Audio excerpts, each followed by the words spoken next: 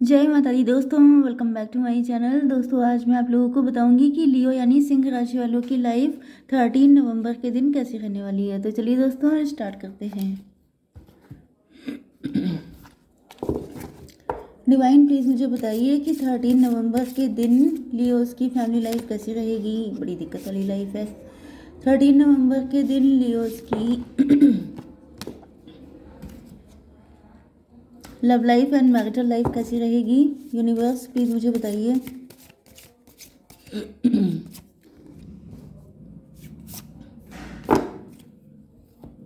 Okay divine divine please मुझे बताइए दोनों कार्ड क्यों आए हैं।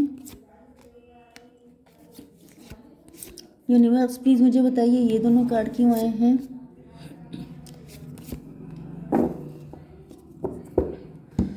आज की रीडिंग में एम्परर बहुत निकल के आ गए हैं। क्या चक्कर है, मतलब लग रहा है कि जैसे लोग हैं कुछ ज़रूर जो अपनी ज़िंदगी को लीड करना चाहते हैं। ओके, आप लोग,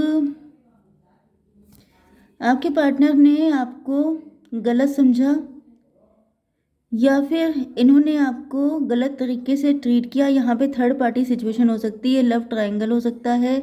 मे बी आपकी पर्सनालिटी बहुत मिस्टीरियस है। आप लोग या तो टैरो रीडर हैं, इंट्यूटिव साइकिक हैं, या फिर आपके पार्टनर आपको बहुत ज़्यादा मिस्टीरियस देखते हैं। मतलब आपकी लाइफ का इनको कोई आइडिया नहीं है कि आप किस तरह के इंसान हैं।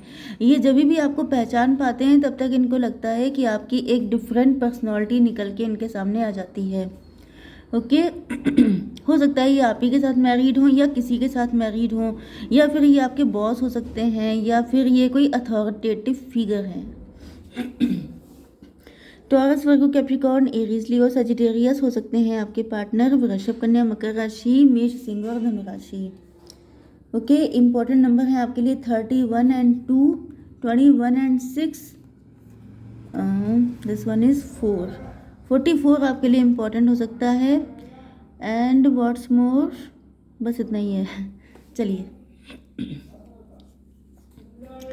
थॉर्न्स, आपके पार्टनर की लाइफ इस वक्त ठीक नहीं चल रही है। मुझे गले में गाइस इतनी दिक्कत हो गई है, मतलब जाड़े बस आने वाले होते हैं एंड मेरे साथ मुसीबतें स्टार्ट हो जाती हैं। तो चलिए ठीक हो जाएगी आवाज़। फ़िलहाल तो आपको ठीक ठाक आवाज़ मिलेगी, लेकिन जब ज़्यादा जाड़े होंगे तब तो फिर भगवानी वाली का है। यहाँ पर थॉर्न्स बहुत है इनकी ज़िंदगी में, बहुत सारे कांटे हैं, बहुत सारे चैलेंजेस हैं।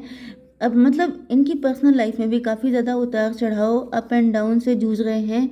एंड साथ ही साथ अगर बात आती है आपको पाने की, तो वो भी आसान नहीं है। Weathering the challenges ahead will bring in a new and positive future. देखिए, मेन चीज़ ये होती है कि जो चैलेंजेस आते हैं आपकी लाइफ में वो आपको ग्रो करवाने के लिए आते हैं, आपको आपके पास्ट वर्जन से निकालने के लिए आते हैं।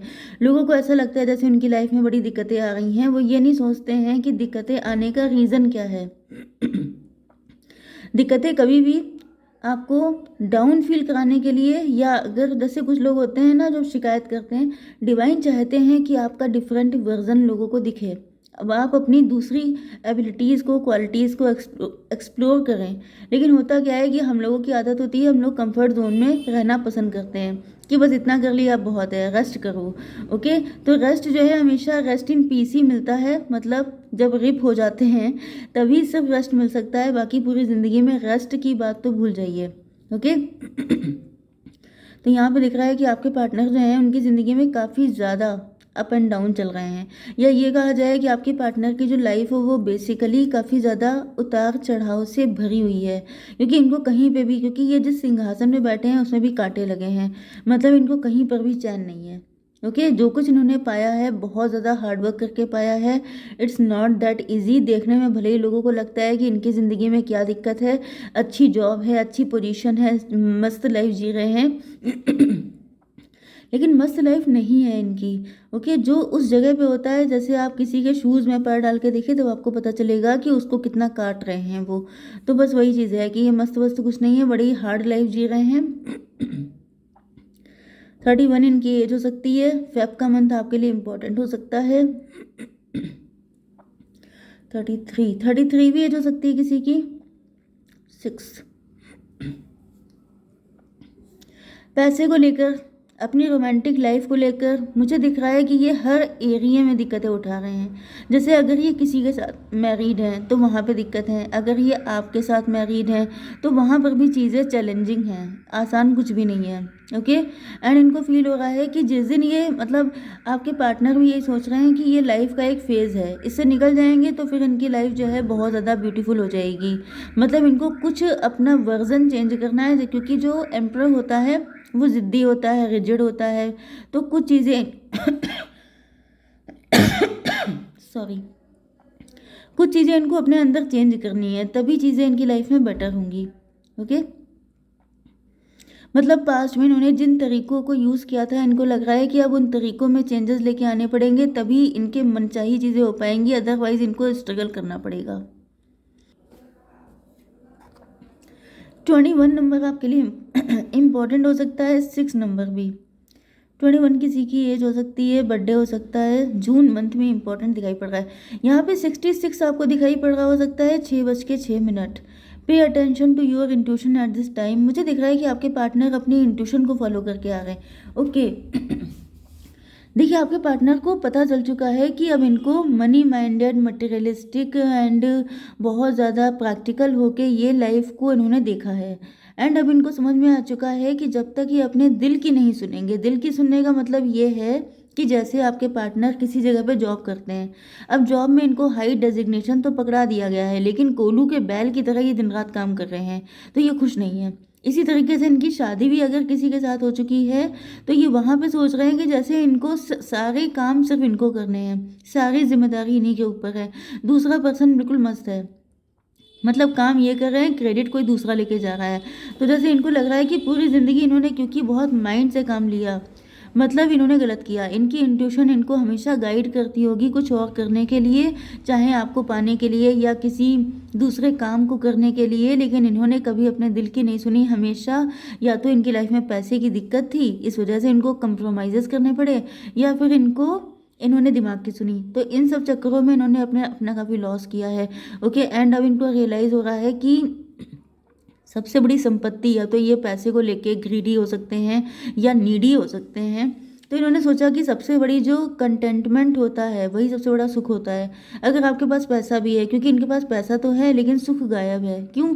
क्योंकि सारा बोझ इनके ऊपर है, चैन से सांस नहीं ले पाते हैं, खुल के जी नहीं सकते हैं। तो इस एनर्जी में इनको फील हो रहा है कि ये अपनी इंट्यूशन को फॉलो करके जैसे अब फाइनली जीत जाना चाहते हैं ज़िंदगी को, कि अब तक ये हारते रहे, लेकिन एक स्टेप अगर ये अपनी इंट्यूशन को फॉलो करके ले लें तो इनकी ज़िंदगी पूरी मतलब पलट जाएगी, सडनली ये विनर बन जाएंगे। अभी ये अपने आप को लूज़र फील कर रहे हैं। ओ माय गॉड, वही मैं कह रही थी, इतना ज्ञान कहाँ से निकल रहा है? ये ज्ञान निकल रहा है बुद्ध जी की कॉन्शसनेस से। जैसे आपके पार्टनर, जैसे गौतम बुद्ध को सभी जानते हैं, पहले वो कितने इनोसेंट थे, फिर उन्होंने दुनिया की जो रियलिटी है उसको देखा तो उनकी आंखें खुल गई एंड वो गौतम बुद्ध बन गए। ओके, तो इसी तरीके से आपके पार्टनर भी पहले ये सब रियलिटी नहीं समझते थे, जैसे बाकी भेड़ चाल में जैसे बाकी सब चल रहे हैं वैसे ही चल पड़े थे, लेकिन अब उनको रियलाइज़ हो रहा है कि ये सब करके इनको मिला क्या, इनके हाथ में बचा क्या? एक पेंटिकल। पैसे के पीछे इन्होंने सब कुछ गवा दिया, पैसा वो भी वो ऐसा पैसा जो इनको सुख भी नहीं दे रहा है, ऐसे पैसे का क्या काम? भाई देखिए, हर इंसान के इस दुनिया में आने का मेन पर्पस होता है हैप्पीनेस। अब हैप्पीनेस आपको जिस चीज़ से मिल रही है वो आपको मिलनी चाहिए, लेकिन लोग हैप्पीनेस को पाने के लिए जैसे हैप्पीनेस का लॉलीपॉप सामने लटका दिया एंड फिर वो दुनिया भर के झमेले अपने साथ लेके चल देते हैं। वो भूल जाते हैं कि हैप्पीनेस उनको बहुत इजी वे में मिल सकती है, लेकिन लोग क्या करते हैं, जैसे रिच लड़की मिल गई उससे शादी कर ली, अब ज़िंदगी भर उसके सर्वेंट बन के, उसके स्लेव बन के ज़िंदगी गुजार रहे हैं, जबकि उनको ट्रू लव मिल सकता था, लेकिन ट्रू लव के पास पैसा नहीं था। तो बस यही चीज़ें होती हैं कि अब पूरी ज़िंदगी आप स्लेव की तरह गुजार रहे हो, लेकिन न वहाँ पे प्यार है, न वहाँ पे कुछ है, पैसा भी नहीं है, क्योंकि ऐसी लड़कियाँ, ऐसा कोई भी हो, चाहे मेल हो चाहे फीमेल हो, वो पैसा कभी दूसरे के हाथ में नहीं देता है, क्योंकि वो जानता है कि पैसा दे दिया तो फिर आप किंग बन जाएंगे ना, तो इस वजह से। तो यहाँ पे दिख रहा है कि आपके पार्टनर सोच रहे हैं कि मुझे मिला क्या। ओके, यहाँ पे कोई थर्ड पार्टी हो सकती है। ओके, कोई थर्ड पार्टी तो है जो आपके पार्टनर, जिसको आपके पार्टनर पे क्रश था, ओके, या क्रश है, या शायद वो जेलस है कि ये बंदा आपको ना मिल जाए। इस वजह से आप लोगों की म्यूचुअल अंडरस्टैंडिंग से कोई जेलस हो सकता है।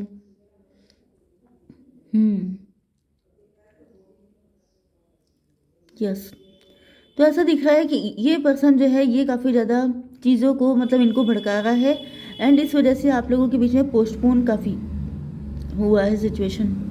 मतलब काफ़ी पहले रिलेशनशिप बन जाता, क्योंकि आप देख रहे हैं ना ये किंग की एनर्जी में है, एंड अब ये बॉटम की एनर्जी एम्परर की आ चुकी है। मतलब ये मैच्योर हो चुके हैं, ये रिलेशनशिप काफ़ी पुराना हो सकता है। यस, हो सकता है कि आपके पार्टनर, पेज की एनर्जी यहाँ पर आई है।